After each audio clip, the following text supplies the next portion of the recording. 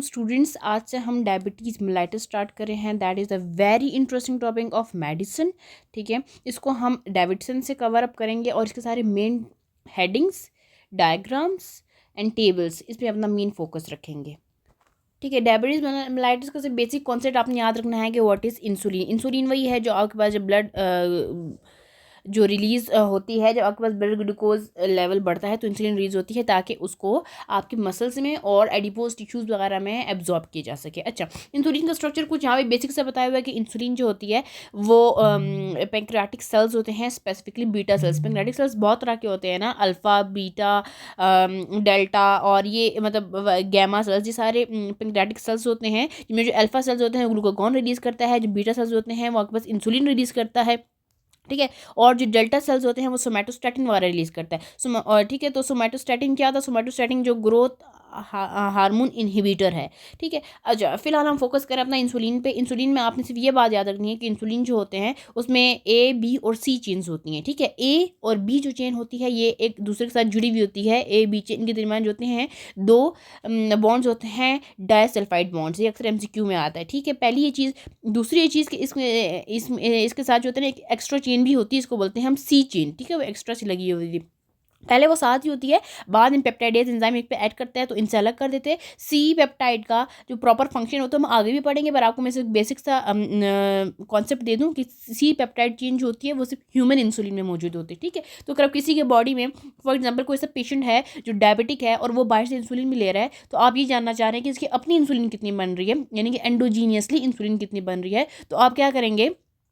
आप उसके जो चेक करेंगे इंसुलिन, अगर उसमें सी पेप्टाइड हुई तो वो एंडोजीनियस होगी, अगर उसमें सी पेप्टाइड ना हुई तो एक्सोजीनियस होगी। तो इससे आप पता लगा सकते हैं कि उसकी बॉडी में अपनी एंडोजीनियसली इंसुलिन कितनी बन रही है। ठीक है, अब नेक्स्ट वापस कॉन्सेप्ट आ जाता है कि इंसुलिन की सेक्रेशन। इंसुलिन की सेक्रेशन आपको पता है कहाँ से होती है? पैंक्रियाज से होती है, और पैंक्रियाज से कहाँ से होती है? बीटा सेल से होती है। अब होता ये है बेसिकली कि आपकी बॉडी में ब्लड ग्लूकोज आया, ठीक है, ड्यूडेनम से आ गया, ठीक है, उसने क्या किया? ग्लूकोज की एब्जॉर्प्शन होती है पैंक्रियाज में। अच्छा, याद रखना है कि ग्लूकोज की एब्जॉर्प्शन पैंक्रियाज में इंसुलिन इंडिपेंडेंट होती है, यानी कि उसके लिए इंसुलिन हमें नहीं चाहिए। ठीक है, आपके पास पैंक्रियाज में ग्लूकोज आ गया, जैसे ही पैंक्रियाज में ग्लूकोज आया किसके थ्रू आया? GLUT1 एंड GLUT2 रिसेप्टर्स मौजूद होते हैं। ठीक है, उसके थ्रू जैसे ग्लूकोज अंदर आ गया, ग्लूकोज जो है जाहिर बात है ग्लाइकोलिसिस ब्रेक डाउन होगी ग्लूकोज की, ग्लूकोज किस में कन्वर्ट होगी? ग्लूकोज 6 फॉस्फेट में कन्वर्ट हो गया। ठीक है, with the help of enzyme glucokinase. ठीक है, अब ये तो ग्लूकोज 6 फॉस्फेट कन्वर्ट हो गया, फिर मजीद आगे ग्लाइकोलिसिस का पूरा प्रोसेस हुआ, जो हम बायोकेमिस्ट्री में पढ़ा था। उसके एंड में हमारे पास क्या बन गया? एटीपीज। इन एटीपीज का क्या काम होता है कि ये जो एटीपीज होते हैं ये क्या करते हैं? वोल्टेज गेटेड पोटेशियम चैनल्स होते हैं। ठीक है, एटीपी से एटीपी डिपेंडेंट होते हैं, उनको क्या करते हैं? क्लोज कर देते हैं। ठीक है, जिसकी वजह से पोटेशियम बाहर नहीं जाता, जब पोटेशियम अंदर रह जाते हैं तो क्या हो जाती शुरू हो जाती है? डीपोलराइजेशन शुरू हो जाती है। जब डीपोलराइजेशन होनी शुरू हो जाएगी तो एज अ रिजल्ट हमारे पास क्या होगा? डीपोलराइजेशन के बाद हमारे कैल्शियम चैनल्स ओपन होंगे। ठीक है, जैसे कैल्शियम चैनल्स ओपन हो जाएंगे, कैल्शियम चैनल्स की वजह से अंदर क्या आ जाए? कैल्शियम का इन्फ्लक्स होगा। कैल्शियम के इन्फ्लक्स से जो अंदर पैंक्रियाज में इंसुलिन के वेजिकल्स बने हुए थे वो फिर यहाँ से बाहर जाएंगे। ठीक है, पैंक्रियाज से आउट। ठीक है, जैसे कि ये देखिए, यह पूरा क्या है? पैंक्रियाज है। ठीक है, यहाँ से इसमें आ गया आपके पास रिसेप्टर्स के थ्रू, या कुछ glute receptors, GLUT1 and GLUT2 receptors हैं। यहाँ से ग्लूकोज अंदर आ गई, ग्लूकोज में ग्लूकोकाइनेज एंजाइम है जिसने किस में कन्वर्ट ग्लूकोज 6 फॉस्फेट में, फिर मजीद ग्लाइकोलिसिस का पूरा प्रोसेस हुआ, ऑक्सीडेटिव फॉस्फोराइलेशन माइटोकॉन्ड्रिया वगैरह में सारे प्रोसेस होकर एट द एंड रिजल्ट हमारे पास एटीपी बन गया। ठीक है, इस एटीपी की स्पेसिफिक आपने ये बात याद रखनी कि एटीपी आएगा, इस पोटेशियम चैनल को क्लोज कर देगा। पोटेशियम चैनल को क्लोज करना is the main and prime step. जब तक ये क्लोज नहीं होंगे पोटेशियम सारा बाहर जाता रहेगा। ठीक है, तो एज अ रिजल्ट हमारे पास क्या होगा? जब अंदर पोटेशियम ये चैनल क्लोज हो जाएंगे तो अंदर सारे क्या हो जाएंगे? पॉजिटिव चार्जेस होंगे। जब अंदर पॉजिटिव चार्जेस हो जाएंगे इट मीन्स कि अंदर क्या होनी शुरू हो गई है? डीपोलराइजेशन। ठीक है, जब अंदर डीपोलराइजेशन होनी शुरू हो गई है तो एज अ रिजल्ट क्या होगा? ये चैनल स्टिमुलेट हो जाएंगे और कैल्शियम चैनल्स ओपन हो जाएंगे। कैल्शियम चैनल जब ओपन होंगे तो कैल्शियम और भी अंदर आ जाएंगे। कैल्शियम क्या करेंगे कि यहाँ आगे जैसे कि साइनेप्टिक वेजिकल में कैल्शियम अंदर आते थे, ठीक है, +2 अंदर आते थे, तो वो क्या करते थे? वेजिकल्स को आउट कर देते, इसलिए ये इंसुलिन के वेजिकल्स को आउट कर देगा। इस तरह इंसुलिन आपके पास बाहर चली जाएगी। ठीक है, एक तो ये बेसिक कॉन्सेप्ट हो गया। अच्छा, याद रखना है कि सल्फोनाइल यूरिया, तो हमने पता है ना डायबिटीज़ में जो हम पढ़ते हैं ड्रग्स पढ़ते हैं उसमें से मोस्ट इंपॉर्टेंट सल्फोनाइल यूरिया वाली ड्रग है। ठीक है,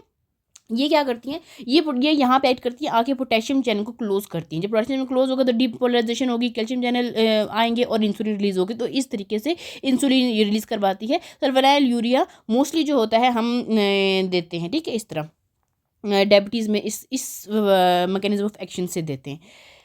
कहते हैं कि एक तो ये हो गया ना, ठीक है, इंसुलिन जो है, सॉरी, ग्लूकोज जो है वो पैंक्रियाज तक है, ग्लूटो रिसेप्टर्स के थ्रू अंदर चलेगी पैंक्रियाज में, तो फिर इंसुलिन रिलीज होगी ना। कहते हैं कि हमारे ड्यूडिनम में कुछ स्पेसिफिक एक आप कह लें पेप्टाइड्स होते हैं। वो क्या करते हैं, वो कौन कौन से होते हैं, glucagon like peptide 1 and gastric inhibitory peptide, ठीक है। ये दो जो होते हैं हमारे पास कहाँ से निकलते हैं, ड्यूडिनम के लेवल से निकलते हैं, ठीक है।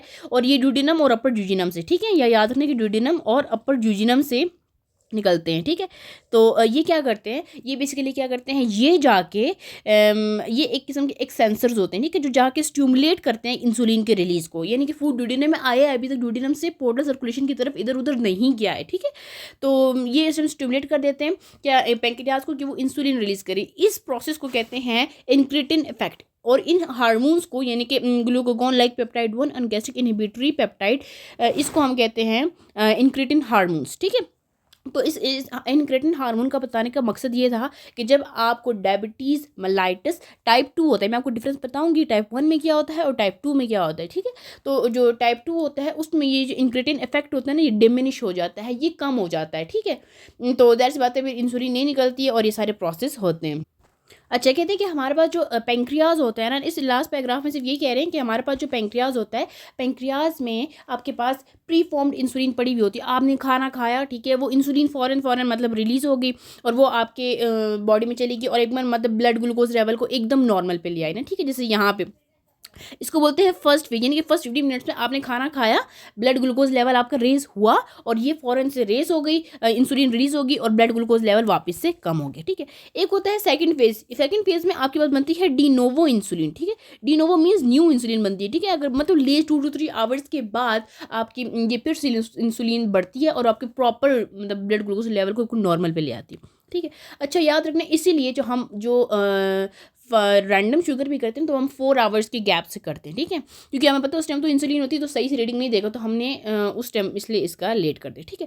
अब एक्शन ऑफ इंसुलिन, ये सारी बायोकेमिस्ट्री है कि एक्शन ऑफ इंसुलिन आपने सिर्फ बेसिक सी कॉन्सेप्ट याद रखने हैं कि जो मैकेनिज्म कौन सा होता है। एक्शन ऑफ इंसुलिन जो होता है ना, वो टायरोसिन काइनेज, यानी कि इंसुलिन जो होती है वो जाके एक्ट करती है सेल के रिसेप्टर पे, फिर जाके क्या होता है कि टायरोसिन काइनेज मैकेनिज्म के थ्रू, ठीक है। जैसे यहाँ पर मैंने आपको बताती हूँ, देखें, ये देखिए आपके पास है, ये आपके पास है इंसुलिन। इंसुलिन ने यहाँ पे ऐड किया, टायरोसिन काइनेज के रिसेप्टर्स के ऊपर ऐड कर दिया, फिर यहाँ से जाके मजीद पाथवेज एक्टिवेट हुए। ये सब आपको याद करने की जरूरत नहीं है, ठीक है। और एट द एंड ग्लूटो रिसेप्टर्स हैं, ठीक है, यहाँ से ग्लूकोज के आगे आपकी बॉडी में अंदर आके। तो मतलब इंसुलिन हेल्प करता है स्केलेटल मसल्स में और एडिपोज टिश्यूज में ग्लूकोज की अपटेक में, ठीक है। अब क्या है मेटाबॉलिक एक्शंस ऑफ इंसुलिन। अब इंसुलिन के क्या क्या काम होते हैं, ठीक है। इंसुलिन ने आपको पता है कि इंसुलिन आपके पास क्या करता है, ग्लूकोज की एब्जॉर्प्शन करवाता है, मीन्स आपके ग्लाइकोलिसिस करवाता है, यानी कि एक तो ग्लूकोज की अपटेक करवाएगा, ठीक है, और ग्लूकोज को ऐड जब सेल्स में अपटेक हो जाएगी फिर उसको ग्लाइकोजन में कन्वर्ट कर देगा, ठीक है। तो ग्लाइकोजन सिंथेसिस यानी कि ग्लाइकोजेनेसिस होगा, ग्लाइकोलिसिस करवाएगा, ठीक है, और मसल्स और टिश्यूज में अपटेक करवाएगा, ठीक है। इसी तरह लिपिड की बात करें तो ये क्या करता है कि आपके जो ट्राइग्लिसराइड की सिंथेसिस करवाता है। इसलिए जब आपके पास इंसुलिन नहीं होती ना, ठीक है, तो आपका एज अ रिजल्ट क्या होता है कि फैटी एसिड की ब्रेकडाउन ज़्यादा होनी शुरू हो जाती है, ठीक है। वो मैं आपको बताऊंगी मजीद पूरा मैकेनिज्म की क्यों और किस तरह, ठीक है। इसके अलावा फैटी एसिड सिंथेसिस ये करवाता है वही ट्राइग्लिसराइड सिंथेसिस ना। और मैं आपको इसके कंप्लीट डिस्क्रिप्शन में ये बताऊंगी कि आपके पास जो हार्मोन सेंसिटिव लाइपेज होते हैं ना, ये आपके पास इंजाइम है, ठीक है, जो कि जो ट्राइग्लिसराइड को कर देते हैं फ्री फैटी एसिड में और ग्लिसरॉल में, ठीक। अब होता क्या है बेसिकली ना, इस हार्मोन को आके इनहिबिट करता है इंसुलिन, ठीक है। अब जब इंसुलिन नहीं होगा, ठीक है, तो ये हार्मोन इनहिबिट नहीं होगा। जब हार्मोन इनहिबिट नहीं होगा तो फ्री फैटी एसिड ग्लिसरॉल आपके पास ब्लड में आ जाएंगे, ठीक है, तो लाइपोलिसिस होगी, ठीक है। तो ये कहने का मकसद ये है कि जिन पेशेंट में डायबिटीज़ होते हैं उनमें फ्री फैटी एसिड ग्लिसरॉल बहुत ज़्यादा होता है, ठीक है, और जिन पेशेंट में डायबिटीज़ नहीं होती उनमें तो इंसुलिन होगा। तो उस टाइम क्या होगा, ट्राइग्लिसराइड वगैरह की सिंथेसिस होगी क्योंकि ये हार्मोन इनहिबिट रहेगा, ठीक है। नेक्स्ट लेक्चर में हम पढ़ेंगे ग्लूकागॉन और ब्लड ग्लूकोज होम्योस्टेसिस, बहुत इंटरेस्टिंग टॉपिक है। इसके बाद फिर हम मज़ीद इसको कैरी करते जाएंगे। अगर आपको वीडियो पसंद आ रही है तो चैनल को लाइक और सब्सक्राइब करें।